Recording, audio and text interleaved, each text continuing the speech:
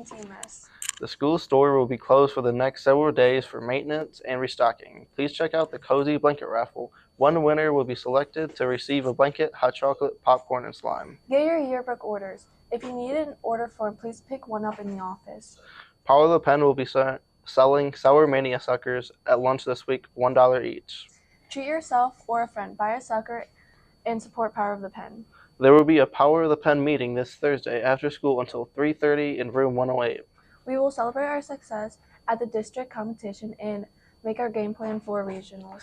There's new information about regionals in Google Classroom. See Mrs. Connor and Mrs. Helkey if you have any questions. The TMS Track meeting will take place today at 3 p.m. in the TMS Cafeteria. Lunch will serve turkey sausage, French toast sticks, potato triangles, carrots, apple juice, pineapple orange mix. These have been your TMS announcements. Tornado Pride, we don't stop.